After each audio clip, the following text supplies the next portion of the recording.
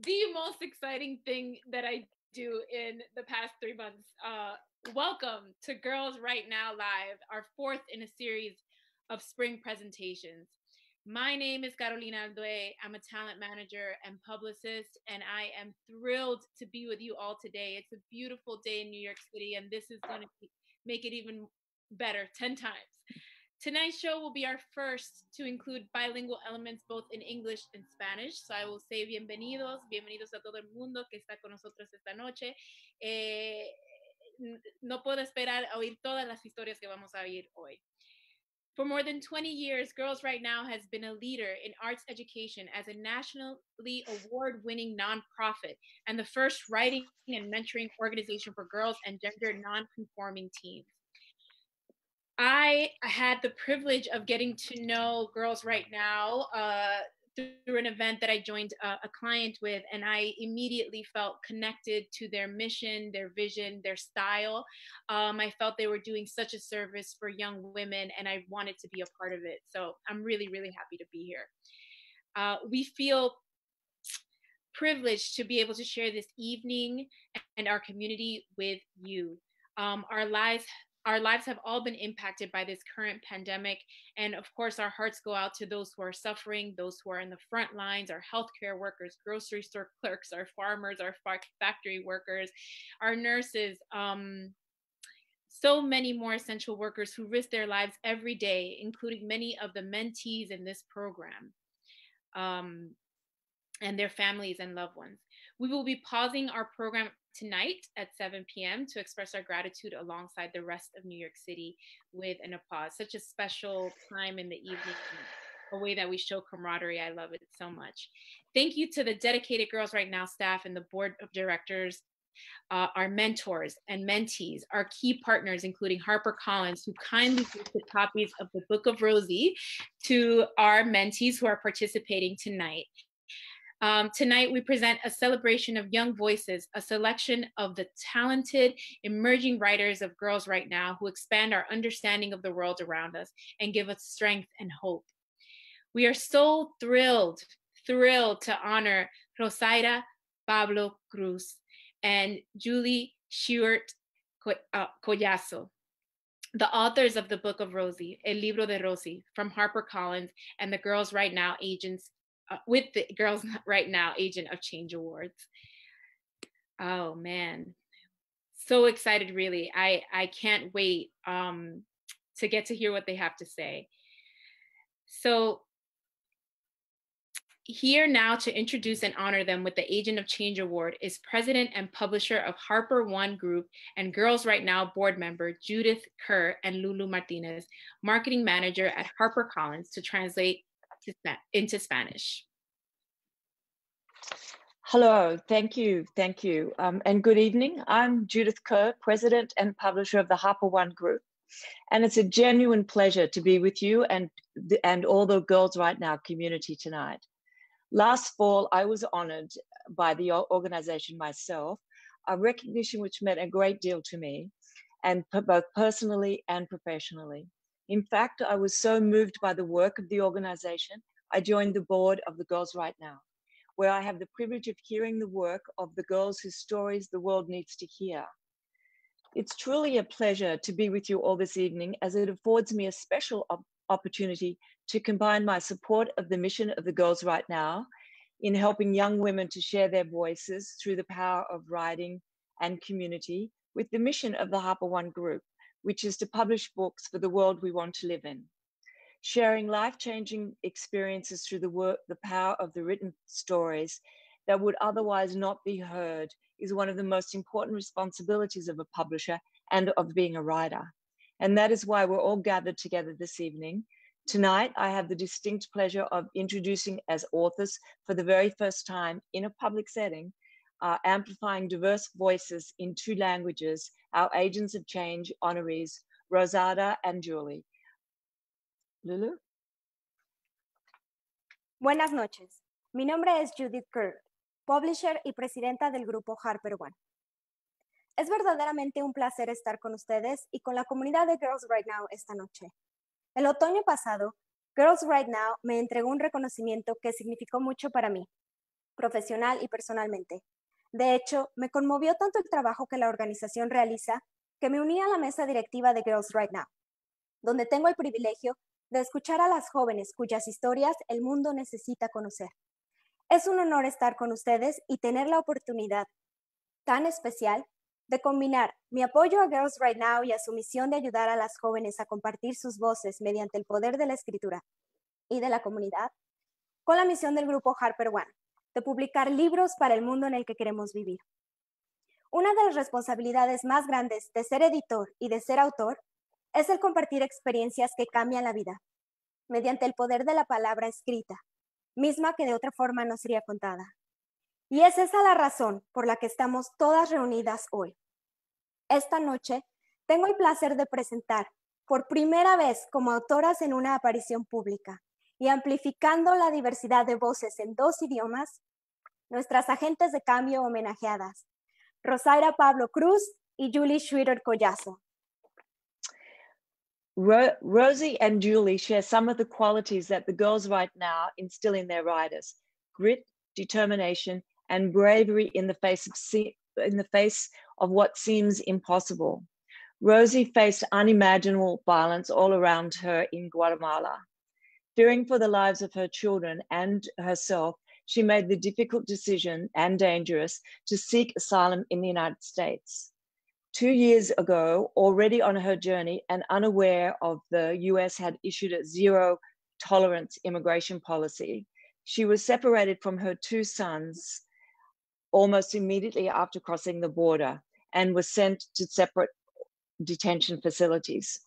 Meanwhile, in New York City, Julie, a busy writer, translator, and mother of 3, was outraged by this policy and by the separating of parents from their children. Confused by the question of what she wanted to do with her life, she quickly became an advocate, doing the hard work of reuniting children and parents. The story of Rosie's children being taken from her and Julie being compelled to do something about the separation of families at the border led to the 2 of them meeting, fighting to reunite Rosie and her sons, and ultimately writing a book. I'm incredibly proud to publish in English and in Spanish the Book of Rosie, El Libro de Rosie. The real-life story ultimately reflects the power of hope, determination, and community in the face of the most dire of circumstances.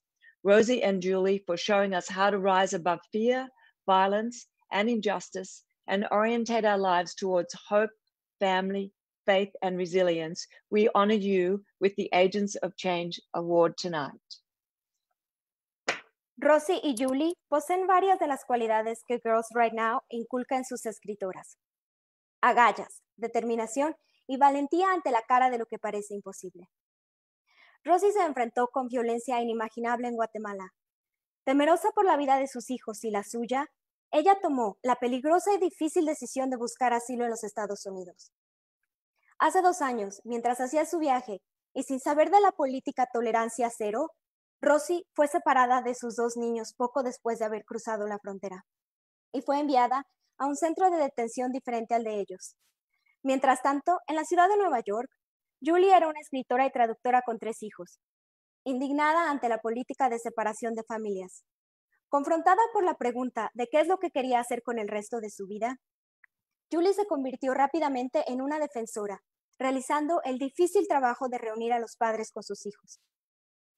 La historia de Rosie, siendo separada de sus hijos, así como la de Julie sintiendo la necesidad de hacer algo ante la separación de las familias en la frontera, es lo que hizo que ellas 2 se conocieran y lucharan por reunir a Rosie con sus hijos, y finalmente que escribieran el libro que tengo el orgullo de publicar en inglés y en español, The Book of Rosie, el libro de Rosie.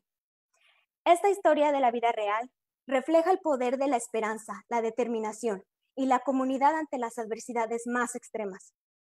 Rosie y Julie, por enseñarnos cómo levantarse por encima del miedo, la violencia y la injusticia, y por orientar nuestras vidas hacia la esperanza, la familia, la fe y la resiliencia, esta noche las homenajeamos con el reconocimiento a la gente del cambio.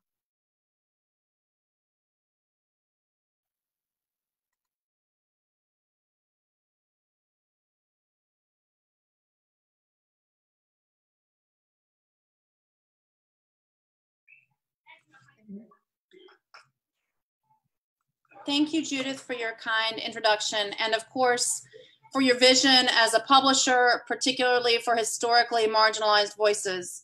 And thank you for this award. Rosie and I are especially grateful for your deep commitment to the Book of Rosie and to the next generation of writers, as is visible in your role with Girls Right Now. And thank you, Lulu, for translating, which is its own form of storytelling. I am grateful to you for many acts, and your role tonight is just one of them. Thank you as well to everyone who made this event possible tonight. Coordinating any event takes skill and patience. Coordinating one online takes even more of both. And we are aware that the work of many people who are not seen on screen tonight went into making this gathering possible. Finally, thank you to the participants of Girls Right Now. You are so important, and Rosie and I both look forward to hearing your words tonight. On March 11th, the day I decided to pull my 3 children out of school, nearly a week before Mayor de Blasio closed schools because of the coronavirus, I started keeping 2 journals. Now, maybe you think that because I'm a writer, I keep a journal during normal times. After all, lots of writers do, but I don't. While you can always find me with pens, paper, and a book or several in my bag, the truth is, between my responsibilities as a mom, as the director of Immigrant Families Together, a nonprofit organization that supports immigrants, as an activist, and as a writer, editor, and translator, I don't have a whole lot of time left over for journaling. Early on in this pandemic, though, I realized I wanted to keep a journal. Not just 1, but 2. I wanted to make sure I had a record of this moment, which was unlike any other in my lifetime. I wanted to be certain that my own particular experiences of this strange time were visible on a page, even if they were only ever visible to me. In a few minutes, you will meet Rosaida Pablo Cruz, or Rosie, who has become a dear friend to me. If you have had the chance to read her book, The Book of Rosie, you will know that we met in the summer of 2018 after she and her 2 sons, Jordi and Fernando, made a dangerous journey from Guatemala to the United States. They came here to seek safety and build new lives. Instead, they were separated because of a cruel policy called zero tolerance. And Rosie was put in an immigration prison in Arizona for 3 months, even though she did nothing wrong, while her boys were dressed in gray sweatsuits and flip-flops and put on a plane, sent here to New York City, and placed in a foster care family. In the book, Rosie's story begins not at the beginning, really, but when she's in prison in Arizona. Sometimes as a writer, you have to drop the reader right into the action, help them feel the urgency of the situation, and make them care about it. That's one of the many magical characteristics of books, even nonfiction ones. You don't have to start at the beginning, and you don't have to tell the story in order. In later chapters of Rosie's book, you travel back in time to her childhood, to a chapter of history when Guatemala was in the middle of a devastating civil war. You learn that her father died when she was very young, and that she grew up in extreme poverty, moving from house to house. Many nights, she had nothing more than a tortilla to eat, and sometimes not even that. Rosie didn't grow up with a computer or a smartphone. Her home didn't have books. She didn't have her own bedroom or one that she shared with siblings where she could find a quiet space to write about her thoughts and feelings. But even if she had had such a space, she didn't have pen and paper in any of the houses where she lived. And her mother and her older sister didn't even have schooling. And yet, Rosie is the most incredible writer I have ever known. She's a great writer because she's a great storyteller. She has a natural gift for what many writers struggle to learn as a craft: how to identify the parts of her story that are important to people other than her, and how to leave out the details that are extraneous. And above all, she understands that the story is never just about the writer herself. When the last page is turned and the book is closed, the reader should feel as if they are taking something essential away with them. They should feel, after reading a really good piece of writing, that something about them has changed, that something might never be the same. Rosie's greatest hope, and mine too, is that people who read her book will learn and feel, that they will reflect upon their own lives and the world we live in, and that they will choose to act with care and kindness. We are living in a strange time. You may not have realized it, but right now you are here with me in my bedroom in Queens when we were supposed to be at the New York Historical Society, dressed in our best and maybe having some quality snacks. Are you writing in this weird time? I hope you are. Even if no one ever sees what you're writing now, the world needs a record of your stories, your very own particular, unique experience of what it means to be a teen girl or gender nonconforming teen in the spring of 2020 in New York City in the middle of a pandemic. It doesn't matter right now what happens with those stories. What matters is that you record them. They are yours. They are precious. They are important. When Rosie was growing up in Guatemala, when someone shot her twice trying to kill her, when she grabbed her sons and fled to the United States, when she was imprisoned here and her sons were taken away from her, when she finally arrived in New York and began writing the next chapter of her life, she had no idea that she would eventually write a book. She didn't know that her own particular stories and those of her family, her hometown, and her country would someday matter to someone other than her. And she never wrote them down, but she kept them recorded in her memory until we sat for hours and days, sharing tea and tears at my kitchen table, gathering them up and laying them down, and looking at them together to ask, what happened? Why does it matter? How can it help? How do we heal?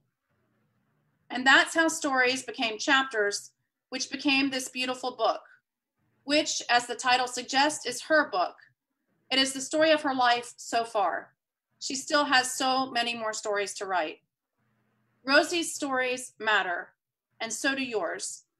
It is my greatest hope that no matter what you are feeling or how much support you have or not right now, that you will just keep writing. The stories you gather now matter. You matter, and you are not alone. Y ahora yo creo que vamos a pasar a Rosie y ella va a ofrecer su discurso y después yo lo voy a traducir. We're going to now go to Rosie, I think, who's going to offer her talk, and then I will translate. Pues en primer lugar, quiero agradecer a cada uno de ustedes por el tiempo que se han tomado para ser parte de este evento. Asimismo, agradecer a Dios por la oportunidad que me da de compartir con ustedes parte de mi historia de vida, que no ha sido una historia muy fácil, pero es una historia que me ha empujado a ser lo que hoy soy. Asimismo, quiero agradecer a HarperCollins, HarperOne, a Girls Right Now, por su tiempo.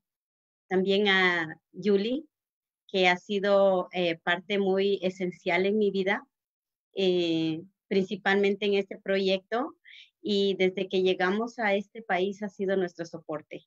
Agradezco a todos por esto. Mi nombre es Rosaira Pablo Cruz, soy originaria de Guatemala. Vine a este país de una manera como la mayoría viene, huyendo de algo. Las situaciones que me empujaron a tomar esta difícil decisión fue parte de mi vida pasada en Guatemala, como el asesinato de mi esposo, posteriormente el intento de homicidio hacia mí y también las extorsiones. Tomar esta decisión no fue nada fácil para mí, tomando en cuenta que dejaba atrás a mi familia, pero principalmente a mis niñas pequeñas. Fue algo muy doloroso, pero que sabía que era necesario. Venir en todo el trayecto de la travesía de México fue algo muy difícil desde salir de mi país para mí, por la razón de que ver a mis hijos sufriendo en todo ese trayecto y no poder hacer nada porque estaba en la misma situación que ellos, fue difícil. Como madre no quieres que tus hijos sufran, pero a mí me tocó ver sufrir hambre, sed, temores, pero al llegar a la frontera creímos que todo iba a estar bien. Yo llegué a la frontera y dije, mis hijos están a salvo. Cuando nos llevamos la sorpresa de que a los pocos días nos separaron y mis hijos fueron traídos para la ciudad de Nueva York y a mí me dejaron en una detención. Sin duda alguna, puedes estar preparado para lo que sea. A pesar de todas las circunstancias que había pasado, no me esperaba este golpe tan duro. El sentirme separada de mis hijos sin saber su destino, sin saber lo que ellos iban a hacer en casa o en manos de otras personas, fue algo tan difícil para mí. Posteriormente, sentirme en un lugar donde no tenía comunicación con el exterior y sentirme tan sola, eso fue algo importante para mi vida. Era desesperante estar ahí. Sé que muchos tienen la oportunidad de viajar de una manera diferente. A nosotros no nos tocó así, porque venimos de una situación difícil. No venimos por entrar nomás, venimos por la situación que está en nuestro país. Luego de esto, yo me apegué mucho a Dios. Era mi única esperanza, no tenía nadie más. Cuando llegó el momento de que yo tenía que salir de esa detención, no sabía ni cómo lo iba a hacer, debido a la fianza que esto implicaba.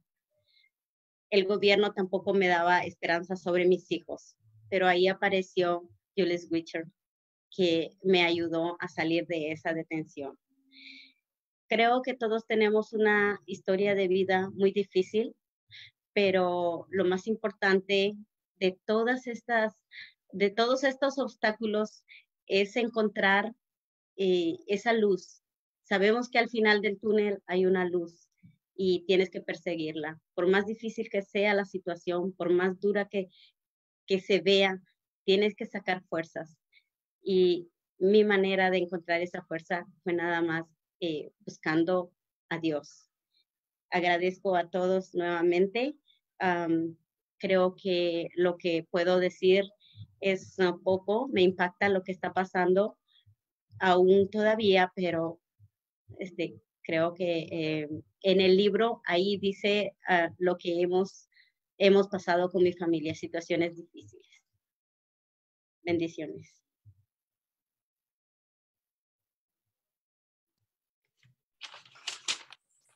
Oh, I will translate.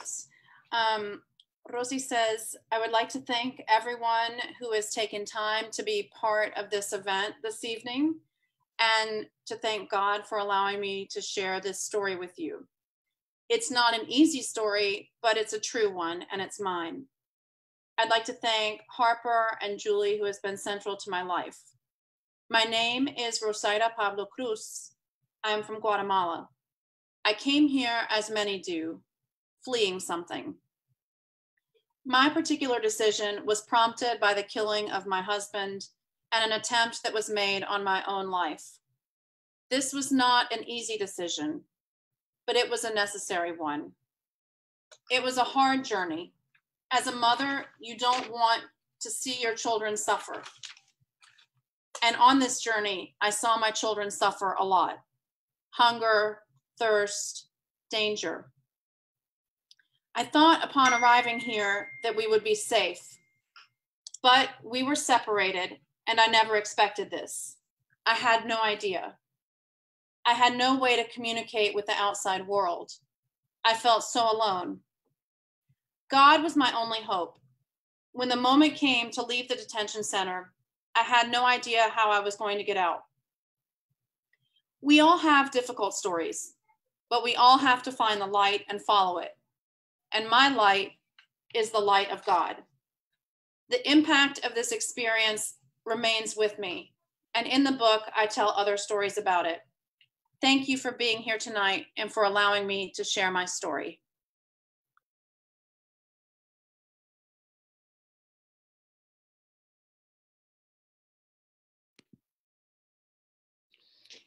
Thank you so much. Thank you so much for that, Rosaida and Julie. I have to say, I have my copy of the book right here, and this is such an important story to tell, especially now. I was immediately just gripped. We never hear the stories.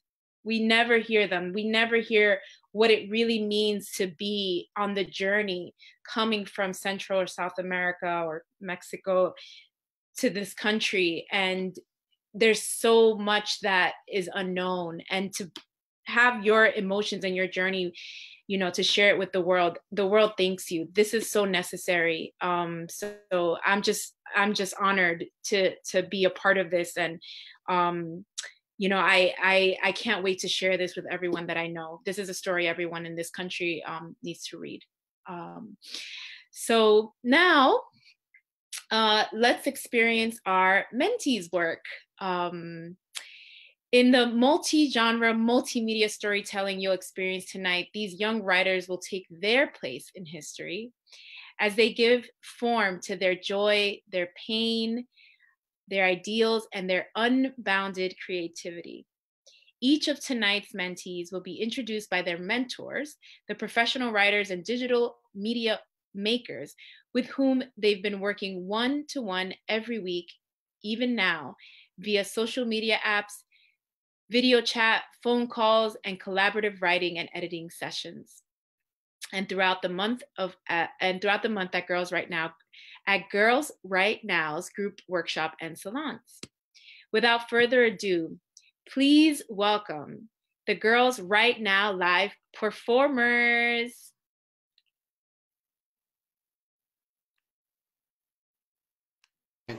Hello, my name is Amber Lovelace. Tonight, my mentee, Kyla St. Fort, is sharing a piece of herself with you. She takes her place in history with all the women whose life stories have inspired and sustained us. May Kyla's story do the same for you, now and in the future. Kyla? Hi, my name is Kyla St. Fort, and my piece is titled Claiming My Place. It's about the journey of self-discovery I've been on since middle school and am still on. It focuses on who I was in the past, who I am now, and who I hope to be in the future. The reason I decided to do an audio piece is because I wanted to physically hear myself say these words in any future times of doubt I find myself in. I hope you enjoy it. At the age of 13, I took a vow of silence that I thought would aid me in living a life free of the sins that supposedly resided in my heavenly body, which apparently I was bound to succumb to. The qualities of myself that I once praised now felt wrong. All of my big ideas and bold moves seemed impossible, because not everyone agreed with them. And so I bent to their will, holding the lesson of silence close to me, reading, studying, and reciting the writings until it seeped into my bones, weighing heavy on my soul. That year, I, in orchestra, played my final note to the satisfaction of my critics. I believed that salvation could be found in this new religion, yet it didn't come. Not after weeks, months, and years of worshiping in public and questioning in private. I came to realize that my devotion was never mine. It was a vow aligning with an outsider's thinking, who assumed they knew more about me than I did about myself. The notion of accepting the silence others wish onto you isn't being considerate. It's drowning alive. It's constantly opening doors only to see another close. It's being forcefully ejected from your body and placed into another one, yet being told that it is your own. It is a death sentence. And I was just inches from signing my life away in order to match the standards of others. Because according to society, social norms, stereotypes, and instilled ideals of the perfect girl, I didn't fit the mold. My skin color, mannerisms, physical features, and raw and sheer femininity was too great to exist without posing a threat to others. You ask me how I'll take my place in history. I will do so in the way the women before me have done. By being unapologetically daring, resilient, and persistent. So tonight, I break my vow and adopt a new one. No matter how many times people may try to subdue my voice, I will rise from the ashes, burn down all barriers, and leave a trail of fire in my place. Thank you for listening to my piece, and I hope you enjoy the rest of the performances. Hi, my name is Lily Butler, and I'm so honored to introduce my wonderful mentee, Janet Rojas Vasquez.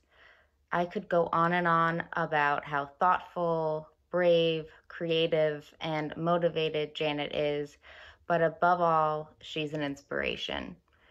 She has so many important things to say about the issues that she cares about and such powerful stories to tell about her own experiences as an immigrant, a writer, a student, and a young woman today. Welcome, Janet. Hi guys, my name is Janet Rojas Vasquez, and today I'll be reading my poem called A Planted Scarf. This poem is about my childhood when I was in Mexico, and I hope you guys like it. I was 4 years old when my mom went to the grocery store and didn't come back. I am from the red roses my mom left me, that my abuelita told me to cherish. I saved them inside my soul.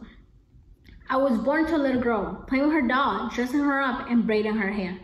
I am from, don't come looking all messy and dirty in a big house with 10 rooms, where my toys are everywhere. I grew up climbing mango trees, looking for the green fruits with the sour taste. I was raised by my abuelita, who believed in La Llorona and stories of men stealing young girls. I was left with my mother's memories that she planted in the backyard before she moved to New York. I was told not to open the box where my mom put a tea party and the doll she bought for me. I am from neighbors blasting corridos, drinking cold cervezas, making carne asada that you can smell a block away. I can hear my abuelita saying, don't do this, don't touch that, and that she would die if I left her. I was neutral, but the Virgen de Guadalupe, who told me that my mom was coming to get me in a dream. Thank you guys, and I hope you guys like it. Hi, my name is Kate, and my mentee is Aguna. I am astonished by Aguna's willingness to try new genres and forms of writing. One of my favorite pair sessions was when we took a bunch of used books and started cutting up their pages to form a poem of our own, and you'll see some of that work tonight. She is taking her place in history with wisdom beyond her years, and I'm so thrilled for her to share her poem with you tonight. Hi, my name is Aguna.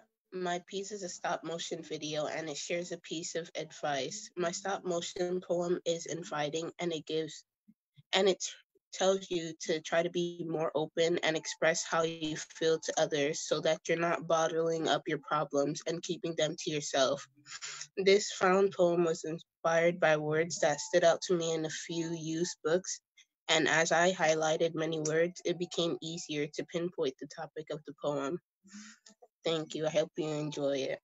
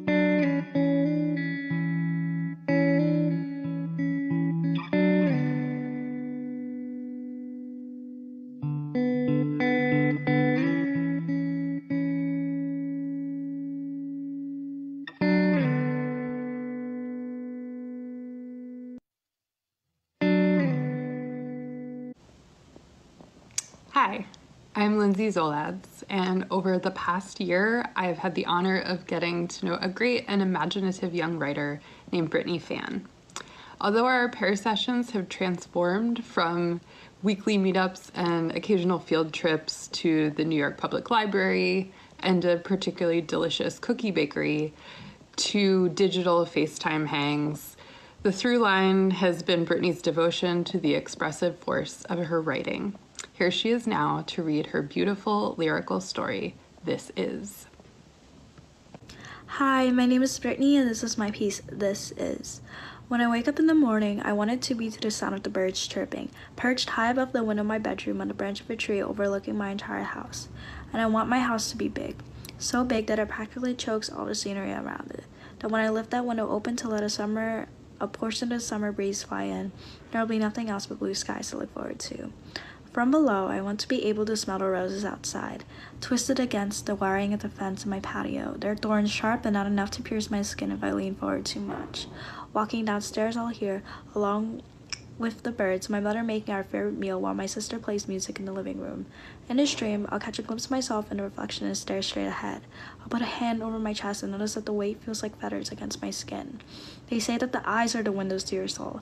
Past the curtain of my eyelids, there is a field with endless hills and my sister laying on top of the grass, her dress melting in the face of the sun. It will always be summer here. The heat sticks to our skins and a layer of sweat built out of the days we spend just gazing at the sunset. The colors paint our arms to shade of purple descending into yellow. I reach over to pull out a dandelion and blow the petals to the wind, watching as each one disappears along with the sun over the horizon. My sister laughs at me, swatting away a fly that gets too close. Her face has gotten a little older, a little longer, stretched out at the edges. Then I'll look at her smile and be reminded of the time that we were both children, equally striving for nothing, just as we are now. In this dream, my sleep is an endless black tunnel, and when I come out, there's only sunlight ahead. Everything I wanted sits in front of me on platters I've already tried. And when it's all over, I'm sitting against my favorite couch in the corner of my living room.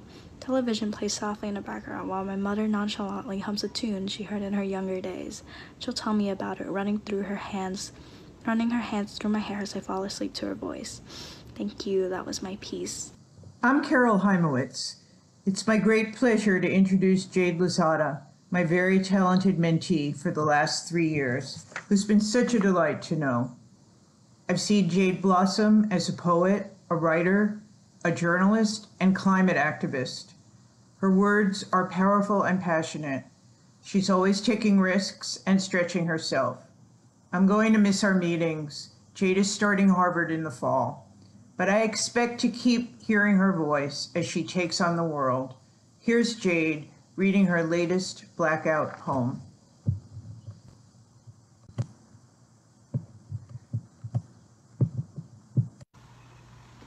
Hi, my name is Jade Lozada. I will be reading my poem, Mr. Rochester is Punished. It's a Blackout poem taken from the few pages of Jane Eyre that concern Mr. Rochester's wife, Bertha Mason, who was abducted from her home in the Caribbean and locked in a room in Mr. Rochester's home for years, and that drove her crazy. So here it goes. A grim smile muttered, "Fate has a devil," my pastor would tell me, "quenchless and deathless. She is my wife, Bertha Mason. Sister of stout heart, never fear me. Bertha Mason, the Creole, Bertha, a dutiful child, pure, wise, happy, heavenly, I owe you.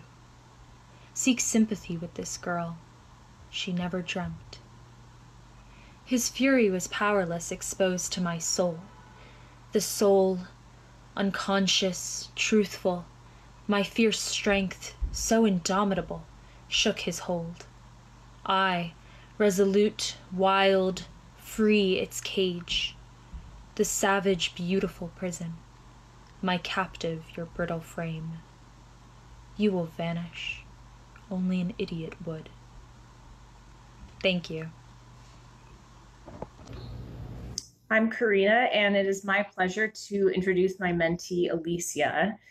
Very early on in our pair sessions, we discovered that we both have an interest in speculative fiction, which carried over to a lot of the pieces that she wrote, as you'll see. When Alicia is not writing a short story or a poem, she also loves playing soccer and studying film. In keeping with this year's theme, taking our place in history, I think that Alicia has set the record for the most creative and powerful metaphors. Hope you enjoy. Dear Diary, yesterday I held my grandma's hand as if I were the last source of her life energy left. I held her hand as tenderly as the first moment she held me in her arms. I remember opening the door and seeing her lying down on her bed next to a small chair that my dad would use when he would play dominoes with his friends. As I walked closer to the bed, she slowly turned her head towards me. I saw the disease sneaking to her face, her throat covered with infected spots and rashes, slowly crawling to her jawline. I was already wearing a pair of gloves and a white face mask. I was sitting there as the sun poured me over my face like a glass of water. I wished everything could go back to the way it was, but now all the schools, grocery shops, and banks are closed. Really, anything you can think of, all of it shut down. She turned her head towards me and said, "Better to light a candle than to curse the darkness." Then all of a sudden I let my emotions out. Tears were falling like the drops from our weeping willow branches that Grandma used to shake onto me after a rainy day. How could I let this happen? What have I done to deserve this? I felt like my world was falling apart. I remember all the laughs I had with her, the times I cried in her arms, the times she cooked for me, dressed me up for school, times I ranted to her because I felt angry. She was there for me in times I needed her. She was like my second mother. You see, I didn't remember anything from my mother's funeral when I was a baby, but my grandma told me I held her hand the entire time. So this time I held her hand wishing she could absorb my strength and wake up the next morning. She turned her head as I saw the life drain out of her body. She gradually closed her eyes. I placed her hand at her side and got up. I felt the chilly breeze coming in as I walked out of that room. I looked to my room and started to pack. Father wanted the siblings and me to stay with his sister out in the countryside as the disease spread.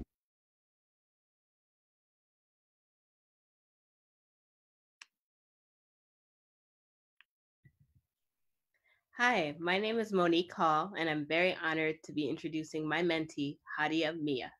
Hadia is one of the most thoughtful and self-aware teens I've had the privilege of knowing. She's smart, funny, and incredibly creative, and I can't wait to see not if, but how she cements her place in history. The project Hadia will be presenting is a combination of 3 of her many passions: technology, K-pop, and makeup. Here's Hadia with her Movi Glow makeup tutorial.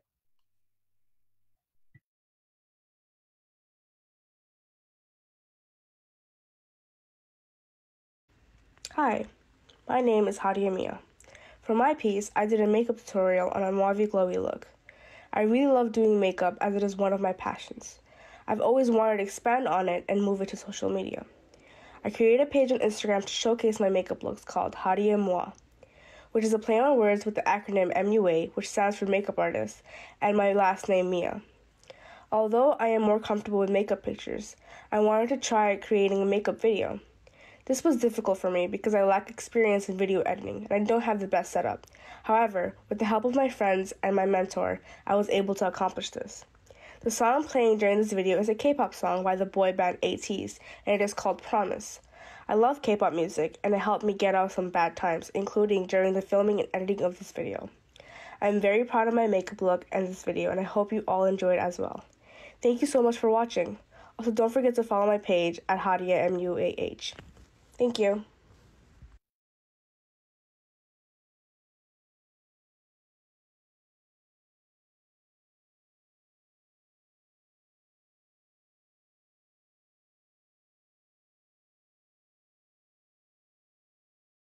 별이잖아 서로 둘이 손을 맞잡고서 서로 등을 맞대고서 한 걸음씩 이렇게 가기로 해 Oh now 어떤 어둠 속을 걸을지라도 사방이 막힌 길뿐일지라도 내가 했던 말 기억해 지금 잡은 손 놓치지 않아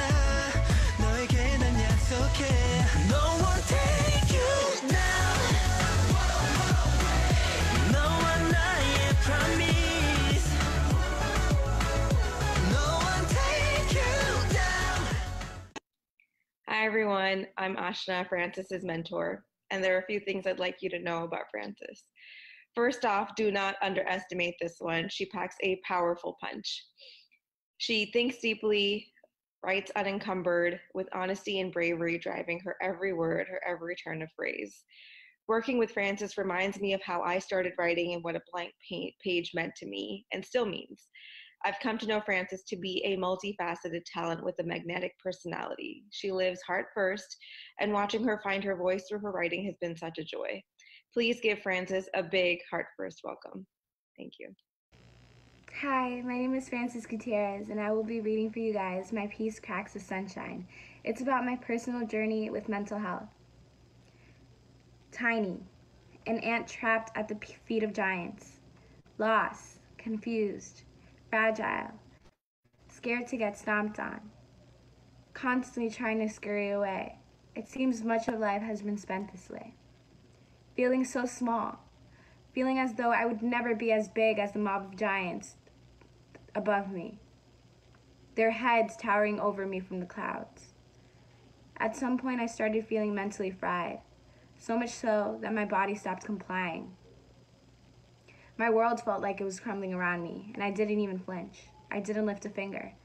I stopped caring about anything that used to matter, yet I still had to put up a front. No one noticed. Instead of telling anyone how I felt, I cried myself to sleep every single night. I was that tiny ant and no one understood. I had always been my family's golden girl, the way to success. I didn't want to let them down, so I swallowed my tears and held on to the pain. I tried to keep moving. That's the thing about depression. It eats you alive and spits you right back out. Numbness and pain at the very same time. I would look at the roof above my head and ask God why I was alive. I didn't understand how I was supposed to live like this. So I smiled, and I was the loudest laugh in the room. I became the girl who everyone associated with the ray of sun, when in reality I was shadows. I needed help. Therapy was hard and uncomfortable, and in the moment I hated it, but it all felt good to let out. When people finally found out, they asked me, "Francis, why didn't you say anything?" I stayed silent. Why would I expose myself in that sense? It hurts so much to see my loved ones cry over me, to feel as though I hurt them, because this couldn't be happening to a little girl. This couldn't be happening to the one who had a roof above her head, who had family and friends, the one destined for great things. But it was happening. Although they loved me and stuck through it with me, I was too ashamed. But here I am, standing tall on most days at least. I let my passions in and let them consume me, and slowly the sun started coming out again. Still, I am not always sunny. I have days where I turn into that same tiny ant and scurry away. Yet I force myself out of bed, and I tell myself it is time for another day where I can keep my mind tuned to all the things I love. I may be an ant in a mob of giants, but the giants don't scare me anymore. Thank you so much for listening.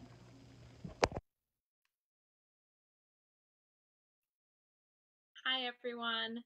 My name is Candace Kennard, and I am so thrilled today to be introducing my mentee, Lorena Maca Garcia, who is, without a doubt, one of the bravest people I know.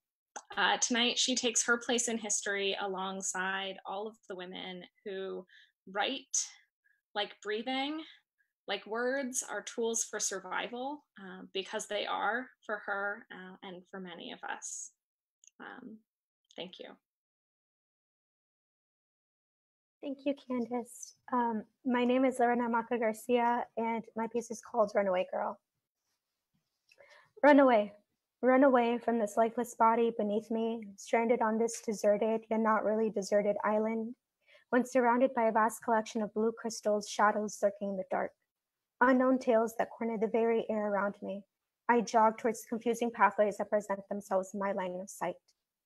Letting go of reason, or more so losing grasp of anything that is left of my sanity, I run.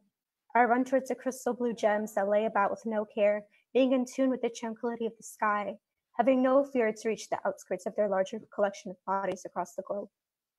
Feeling the winds cutting through my raggedy hair, it once was silky smooth, where I could slip my fingers in between and go straight through.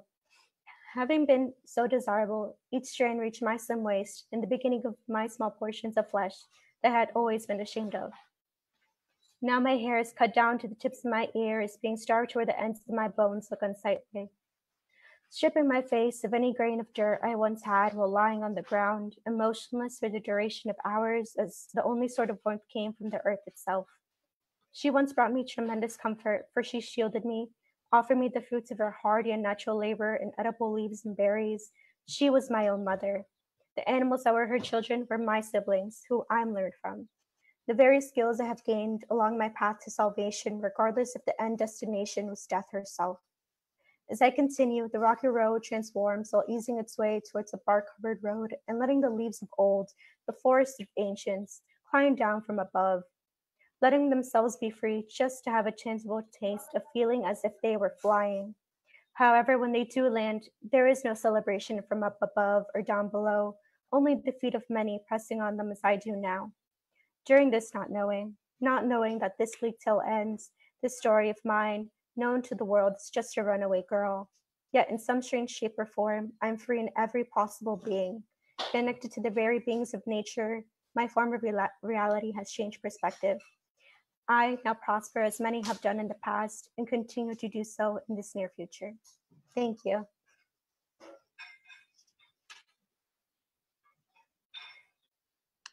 Hi, my name is Brooke Burrell, and I am a mentor at Girls Right Now. I have had the pleasure of working with Micaiah Jacobs, known to her friends as Kaya, for the past 2 years. The piece she's presenting tonight started out as a piece of journalism and then evolved into something much more personal, and I'm really proud to see how it all came together. By mapping her family's story, Kaya is taking her place in history, and she'll continue to take her place in history this fall when she heads off to Mercy College. I'm really selfishly sad because I'm gonna really miss our time together talking and writing, but I'm also incredibly proud. So without further ado, here is Kaya Jacobs. Hi, my name is Kaya. This year I decided to be a little bit different and not make a piece about my family, but I terribly failed. My piece is called Getting Out of the Struggle, and it's a podcast trailer with an app I made called Anchor. I created this piece to show that I am no different than anyone and how I can make my mark in my community and make awareness of the issues in New York City.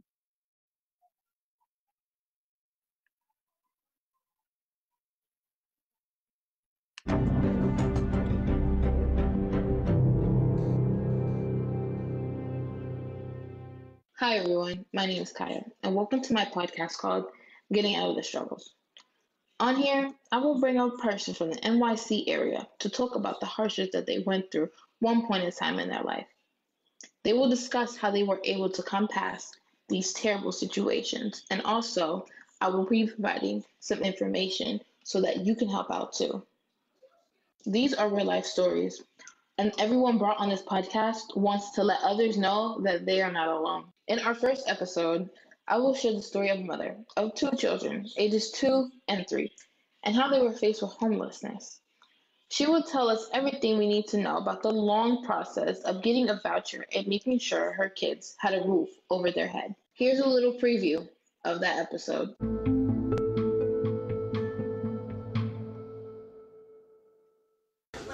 When we first got in, you go in, you wait. That wait was usually all day long.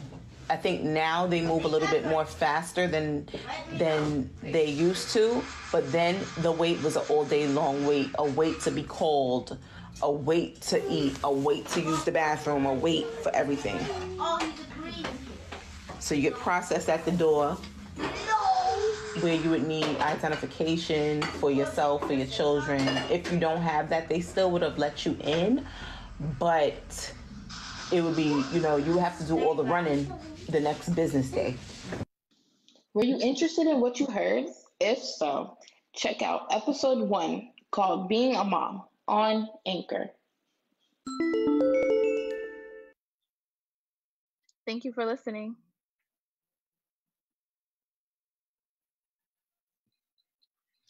So now we're going to take a moment out to thank to join everyone in thanking our essential workers, again, many of whom are the mentees themselves and the parents and loved ones of our mentees. So let's give a round of applause. Let's join New York City.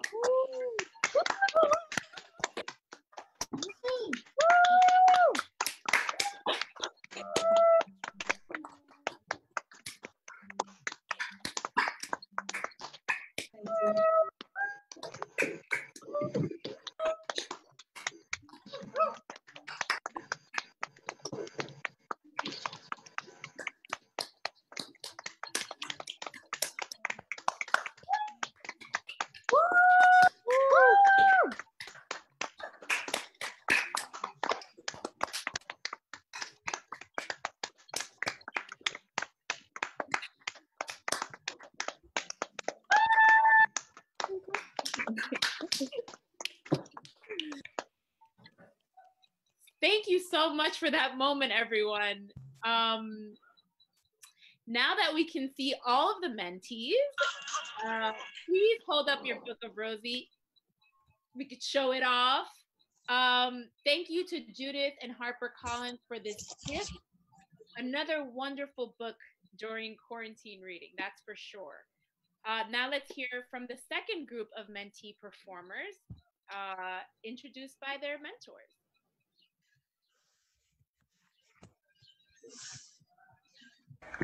Hi, I'm Robin Willick. I've had the honor and privilege of mentoring Anaya Green, who's going to Howard University in the fall. For the last 2 years, we've met at the New York Public Library on East 96th Street, up until March. Since then, we've been meeting on FaceTime. Anaya's piece reflects on our time together, in which she filled her notebooks with beautiful, thoughtful words. I'm excited you're going to get to hear some of them tonight. Here's Anaya. Hi, my name is Anaya, and the title of my piece is called Thoughts of My Laugh and Even a Source of Comfort. Always there, always scolding.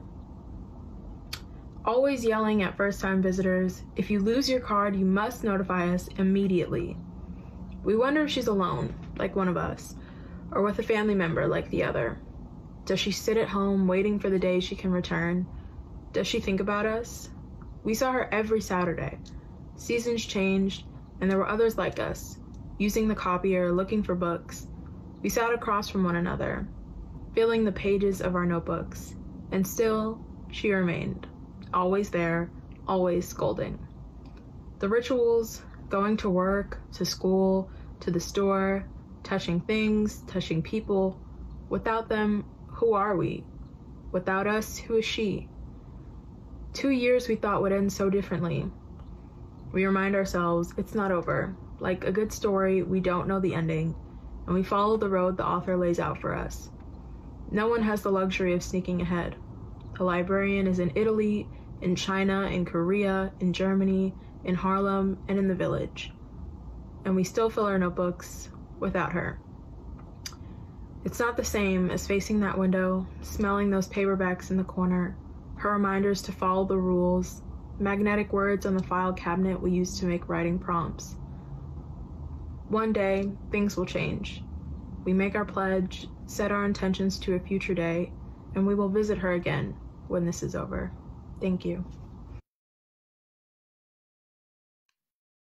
Hi, my name is Anna Humphrey, and I'm proud to introduce you all to my amazing mentee, Claire Gianosa.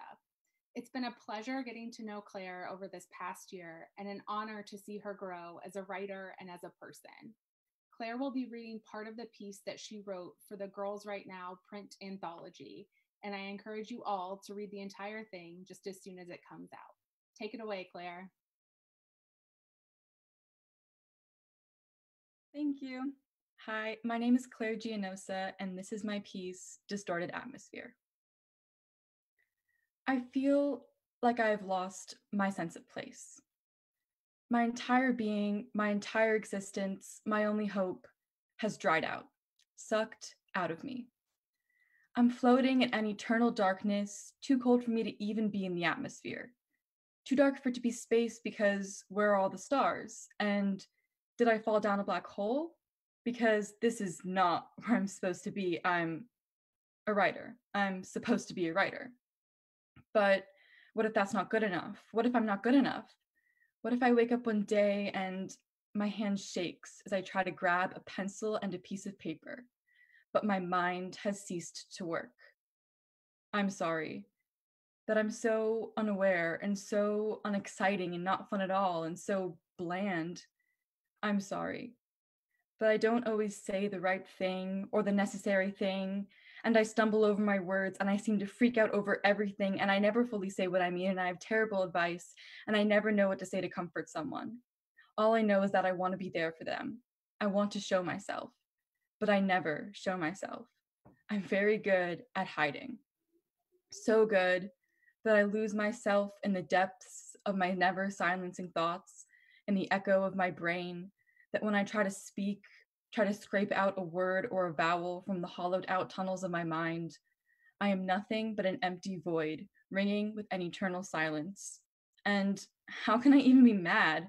I am the enemy. I am the queen sitting on my high-backed throne, the black velvet and gleam of silver gems, signifying my viciousness, like in a fairy tale. How am I supposed to go anywhere with the stone walls surrounding my heart, my brain, my thoughts, my words, as blank as the stone used to make it? But I keep chipping at it, little by little, stone by stone, each and every day, with the hope that eventually a speck of starlight will shine through. Thank you for listening. Good evening, I'm Janice Nimura, and my mentee is the extraordinary Ruby Gower, who is both a prolific writer and a prodigiously talented cartoonist. Ruby is presenting an original animation of a scene from her full-length novel. I was honored to collaborate on this multimedia piece by providing the voiceover narration. So the voice you will hear is mine, but the words and the pictures are 100% Ruby's. As for Ruby's place in history, best-selling author, no doubt in my mind. Hey, I'm Ruby. So my piece is an animation of an excerpt of a novel I've been working on for a few years. It's a scene in the novel where the protagonist visits the prophet to find answers to the questions that have, arisen for her in the book. I made this animation by drawing it frame by frame in an animation app called Amino, and I hope you enjoy it.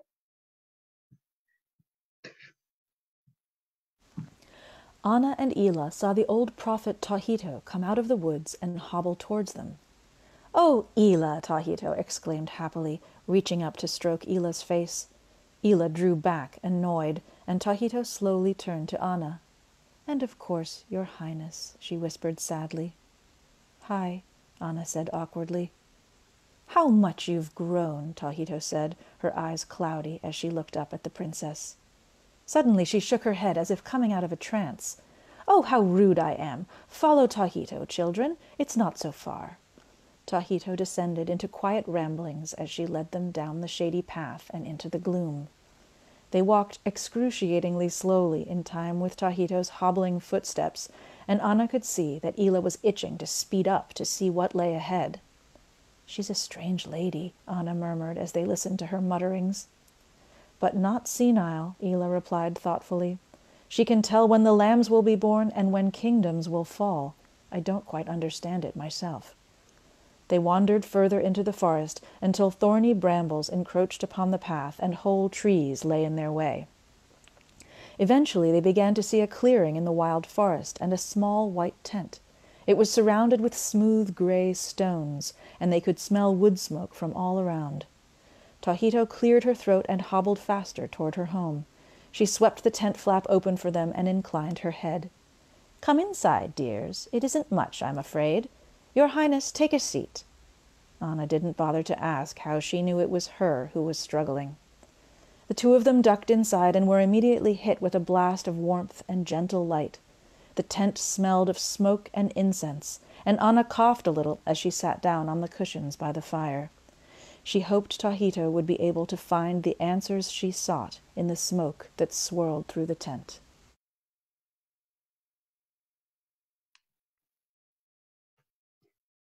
Thank you for watching that. I hope you liked it.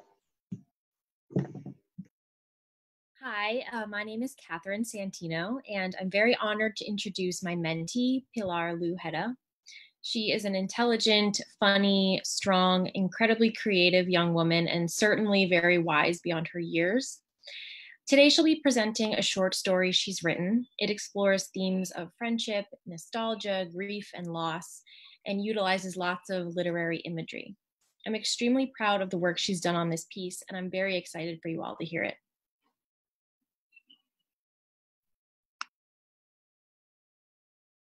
Hello, everyone. My name is Pilar, and this piece is called Gathering Storm. It's loosely based off of a nightmare that I had around the 5th grade that I remembered and decided to make into a short story. Here it is. We made fairy houses out of cardboard when the world was shiny and new. Rain boots sunk into freshly dewy grass and fingertips grazed the May mellow breeze. Gates swung and smiled upon our eager faces. The world was our stage. We found happiness in simpler things, promises in treehouses, melting ice cream and friendship bracelets. Woven of much more than craft string and plastic charms, they held our past and what we wished our futures could be. But threads do not stay bound forever, and frays turn to rips. Now we sit under the willow, the sunlight dappled through the branches. All is forgiven. The wind and birds sing together in our moment, weaving in and out of harmony. They sing an old song. I know the tune, but not the words. The notes creep into my mind, erasing all other thoughts. I feel panic rise in my chest. Why can't I think? The breeze shushes my mind, reprimanding it for not remaining idle and letting the light soak into my body. The air smells like fresh earth. A newly placed bracelet glints softly in the splatters of light. When was the last time I was outside like this?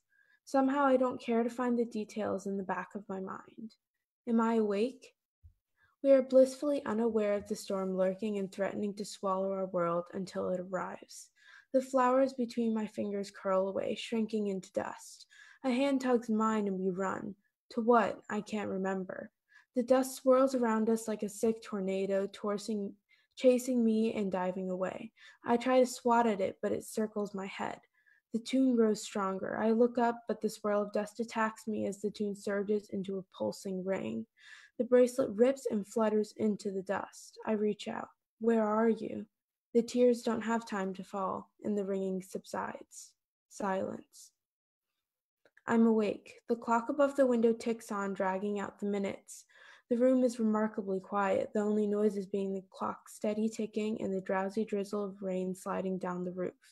As if I don't already know the answer, I pull my wrist from the tangle of covers. No bracelet. Thank you for listening, and I hope you enjoyed it.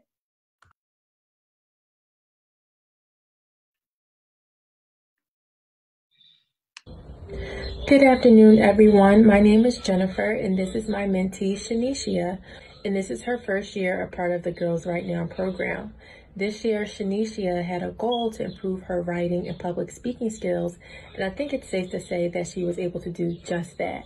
And you're about to see for yourself. So without further ado, please welcome my mentee, Shanicia.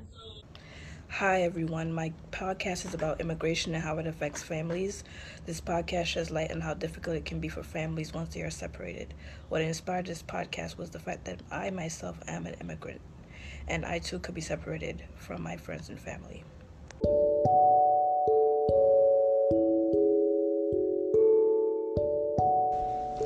Hello everyone, and welcome to the first episode of my podcast. Today I have an opportunity to interview Liz Gomez. Liz was helped by Katrina Hill, an attorney who helps immigrant children reunite with their families. Today we'll be hearing how Katrina helped Liz. Liz, welcome. Thanks for having me, and I just want to say what an honor it is to be here. I met Ms. Hill back in 2016, shortly after my 18th birthday. I contacted her because I was trying to get custody of my 4-year-old sister because both of our parents were picked up by ICE, which caused us to be separated. So what happened after you got into contact with Ms. Hill? Did you receive custody of your sister? When I first tried to get custody of her, the courts denied me because they said she was better off with the foster family that she was currently with, and that the family also wanted to adopt her. The day after I left the courtroom, I received a call from one of my friends telling me to contact Mrs. Hill, who would be able to help me get custody of my sister. Ms. Hill not only helped me get custody of my sister, but she also changed our lives. Wow. Now, Liz, can you tell us how she changed your lives? I was given custody of my sister thanks to Mrs. Hill, and not long after that, she began working on a case for my parents, and she was able to reunite one of our parents with us later that year. She also helped me find a better place to live and a job that would be able to support both my sister and my mother while I was in college. Wow, what an incredible story. Thank you so much for sharing this, and thank you, Ms. Hill, for all that you do and will continue to do. Now, that's all the time we have today. Thank you for tuning into my podcast. See you next time.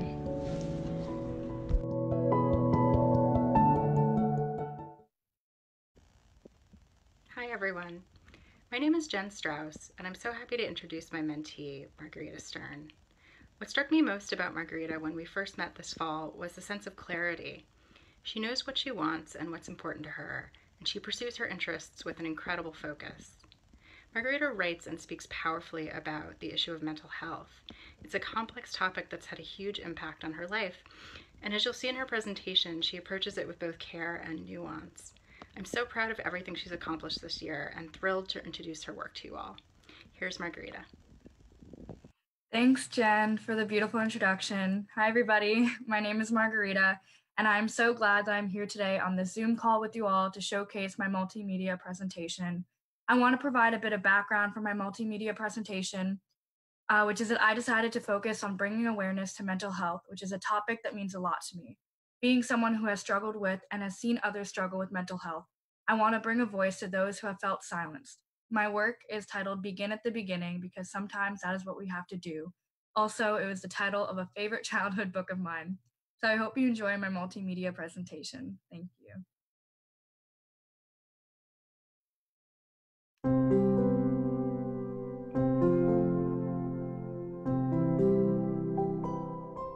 My name is Anna Marie Holmes. I'm 17. I'm Ellie Kaufman. I'm 16. My name's Hayden Mosher-Smith.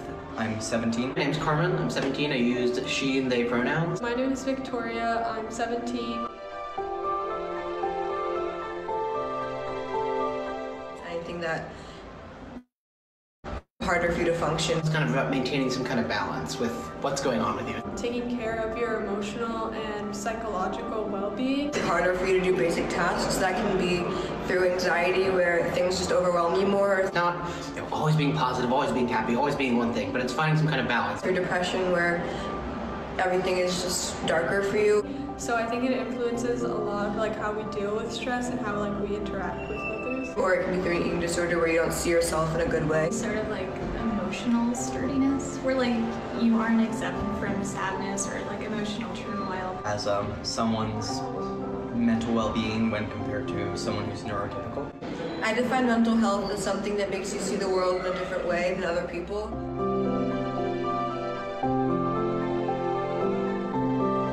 Diagnosed with panic disorder, generalized anxiety disorder, baseline depression, and anorexia. I've been to therapy. I don't have a mental illness, but I know people that suffer from like depression and anxiety. And I've been diagnosed with ADHD, anxiety, and depression. I've never been diagnosed with mental illness, but a lot of my friends have, and I've tried to be there as a supportive figure for them, giving them whatever kind of support or help or good vibes that they need.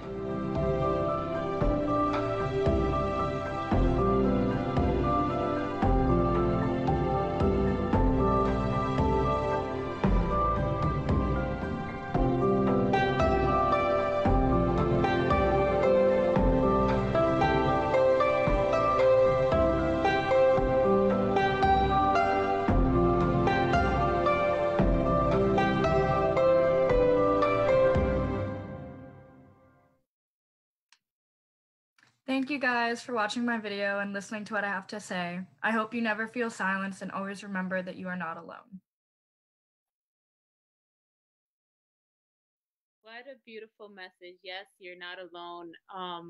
Thank you so much to all the mentees and mentors. What amazing talent we have tonight and in this organization. I see bestsellers and film directors and showrunners, and so happy to be able to share in this with everyone. These diverse pieces represent the fully integrated Girls Write Now curriculum, multi-genre, multimedia, multi-platform pieces reflecting the way that writing works today in the real world. Are you as floored as I am by these pieces? Wouldn't it be amazing to be part of the creative process with this special writing community?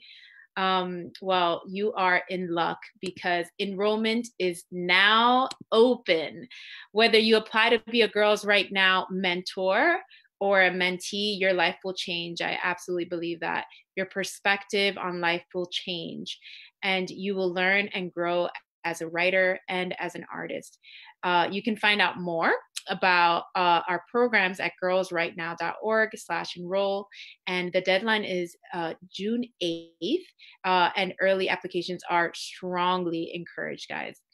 Now I'd like to welcome third-year mentee, Jada Lozada, to share her Girls Write Now story.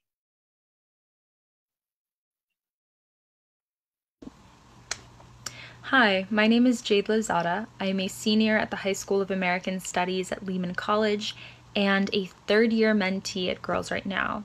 When I first applied to Girls Write Now as a freshman, I basically talked exclusively about how much I love journalism and want to be a journalist. Girls Write Now did an amazing job of pairing me with Carol Heimowitz, who has been a reporter for decades, and that fall, we worked on a piece about the lack of diversity in specialized high schools like mine. I submitted it to Scholastic Art and Writing Awards as part of Girls Write Now's requirement, and that spring I won a national gold medal in journalism. A year later, Carol helped me adapt the article into an op-ed, and it was published on a local online news site called the Gotham Gazette. At the same time that was happening, which was amazing and a huge confidence boost, I was exploring other genres of writing through Girls Write Now too. Through the workshops and the special events that they held, I realized how much I loved poetry and personal essays and memoir writing, which were the perfect outlets for me to understand the biggest theme in my life, which is growing up on the Upper West Side as a Latina and not having a traditional community. It went from something that I never talked about, the emotions around which I suppressed, to something that I accepted, that I understood was part of my identity, and that I even shared in a poem at Chapters, or now it's Girls Write Now Live, so this event, but 2 years ago. And I kind of kept going with poetry. With Girls Write Now's support, I ended up performing at the Apollo Theater in the spring of my junior year as part of a showcase called Climate Speaks. It was spoken word poetry about the climate crisis. I wrote a poem about being Dominican, and it was published in a literary magazine, and this year it won a New York City Gold Key in poetry at Scholastic and was nominated for American Voices. But the best thing by far that I've gotten out of Girls Write Now is just a sense of empowerment from all of the strong and successful and determined women who I meet through the community. I am not only limited to the mentors and the mentees, but all of the speakers who come to tell us about their careers and their stories are so inspiring, and it has really redefined success for me in a form that I can recognize myself in. Even when I decided that I wanted to branch out of writing into climate activism, Girls Write Now had my back, and Erica Silberman connected me with an amazing opportunity to speak on an intergenerational panel on climate change. Through all of my 3 years with Girls Write Now and the amazing personal and writing and professional development that I've gotten out of all of it, I was able to apply to college in the fall, and I am now a member of the Harvard College class of 2024. So yeah, thank you so much, and I can't wait to hear all of these stories that the mentees are about to share over the next part of this program. Thank you. Thank Thank you so much, Jade. Wow, what a journey. Congratulations. And now I'll never forget you because I'm Dominican too. So, okay, if you're feeling inspired by Jade's story and the other mentees and mentors you've gotten to meet so far tonight, now is the time to start your application. To join this amazing community, you can apply by June 8th at girlsrightnow.org/enroll. One second. Now I will pass the mic over to the third and final group of performers for the evening.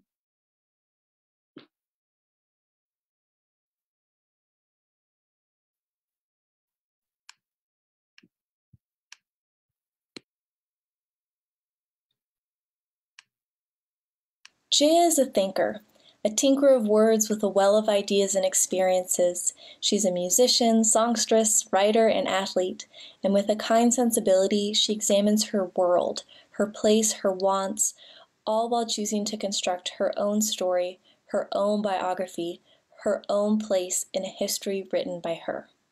My name is Amanda Eckery, and it's my pleasure to introduce you to Jaya Rao Harrell. Hi, my name is Jaya, and this is my piece, Two Worlds. I've grown up in two worlds, falling asleep at kirtans, soft hums of Indian songs drifting in the air, and also listening to my dad's favorite Eagles song on repeat. I've grown up riding in rickshaws in India and eating with my hands off of banana leaves, but also learning where to place utensils to properly set the table on Christmas, forks on the left, knives and spoons on the right. I've grown up taking off my shoes at temples, but also being told I can keep them on in my grandma's house, even on the carpet. I've grown up saying grandma and grandpa, Ajji and Ajja, the latter always followed up by, that's grandma and grandpa in Kannada.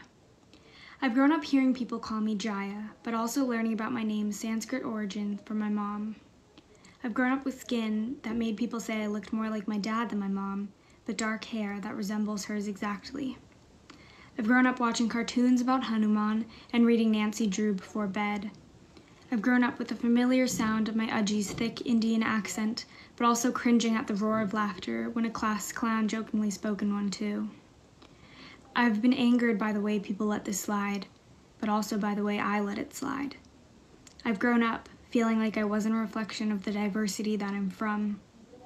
I wonder if my light skin makes people think of me as only white, if they don't see the other 50% of me. Does it even exist? The 50% that makes rangolis at Diwali and sings at pujas. The 50% that could eat paneer tikka masala and drink mango lassis every day. The 50% that is woven in my DNA and dispersed through all aspects of my life.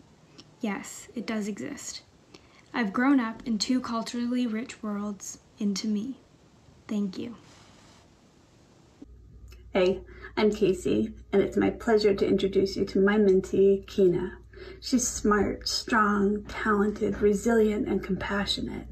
Most importantly, she's done an amazing job of teaching me and showing me what it means to be brave.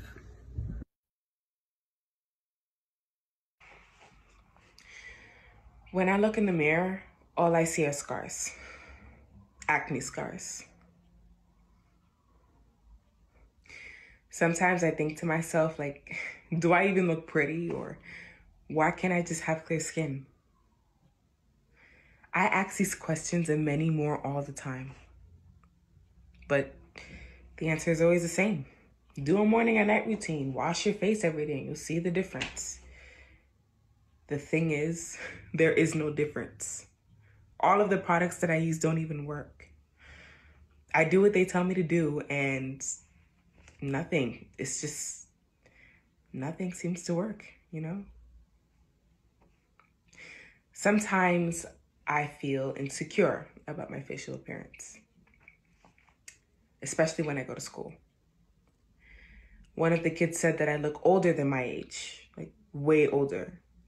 And I didn't like the way that sounded. It made me feel ugly inside.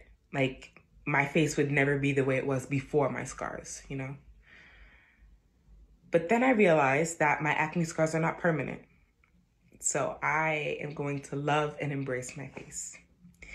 And to all the girls who struggle with acne or any scar that makes you feel less than beautiful, don't let society dictate whether you're beautiful. because we are all beautiful just the way God made us. Hi everyone, I'm Kylie Raymond, Aileen's mentor, and I'm so excited to have her share her piece with you all. Aileen is a brilliant writer. She is my favorite diner buddy of all time, and I just cannot wait to wander the streets of Manhattan with her again. So enjoy.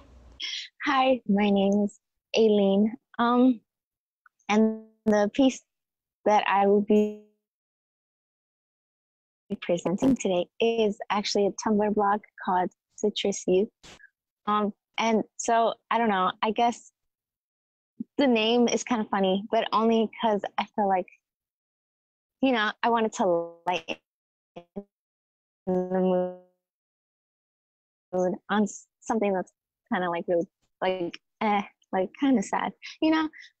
So yeah, my first post was really like an overview of my idea behind the site, which was, you know, just feeling kind of nostalgic, even though I am this age, which is like just, I'm still a child, but I still kind of feel nostalgic because I'm like becoming an adult. So yeah, the whole site was just created as kind of like a time capsule for me. So I remember some of the memories I had with some bestest friends, and to just, you know, be present, but also realize that in the future, how will I remember these and how do I want to remember these moments, especially in such a like weird time in history. I don't know. And then like my first official post, I guess you would say, is just like a piece of dialogue that was based on like something real that happened to me. But this was like last year, so now it's funny, but at the moment it was like something that was so overly dramatic. And I don't know, I think that's how I want to remember a lot of the things that happened to me. And I think that's how I want other people to remember their memories. Just like things happen and sometimes they like suck, but like in the future, it's all gonna be good, you know? And I guess that's like really the message I want people to take home with them, is that it's going to be okay, even if it's not really feeling like it, or like if the future kind of looks down, like it gets better, and sometimes it gets really funny. So I guess that's all I really wanted to do with this. So yeah, thank you. Hi, my name is Katie Riley, and I'm here to introduce my mentee, Tiffany Ho, who is a senior in high school. Born and raised in New York, Tiffany is an avid reader and writer and a social justice advocate who is passionate about women's rights and mobilizing young voters. After she graduates in June, she plans to attend NYU's Stern School of Business in the fall. Now I'm going to toss it over to Tiffany to read her creative writing piece, For All the Choices Given to the One Taken. This is an excerpt of my piece. The spraying sound was getting closer. Natalie was careful not to step on one of the white building's loose tiles as she crouched behind the Gothic pillars leading to the courtroom. A couple more steps, she thought. She found it. The vandalizer stood on the judge's desk, and on the white wall behind wrote, "Battle for Reproductive Freedom." Natalie completed the unfinished graffiti in her mind. How fitting that the insurgents movement, which used to vandalize this Arkansas State Judicial building, left in disrepair. Still, it's illegal, Natalie thought, reaching into her back pocket for a gun. Her duty as a police officer was to uphold the law. Natalie took a deep breath and pointed her gun at the insurgent. "Stop right there." The hooded figure whipped around. Dainty features lined her soft face, but her expression hardened when her eyes met Natalie's. "You're a traitor," she screamed at Natalie, echoing the cries of the protests around the country. "You're following the law, but the law is unjust. We have to stick together." No, Natalie thought. I'm following the law to gain respect and power, to change our justice system for all women. "Hands up," Natalie yelled as she pointed the gun at her insurgent. Desperation flickered in insurgent's eyes. "Don't do this. Have you ever been shamed for being pregnant at 18? The insurgent paused, fully turning to look at Natalie.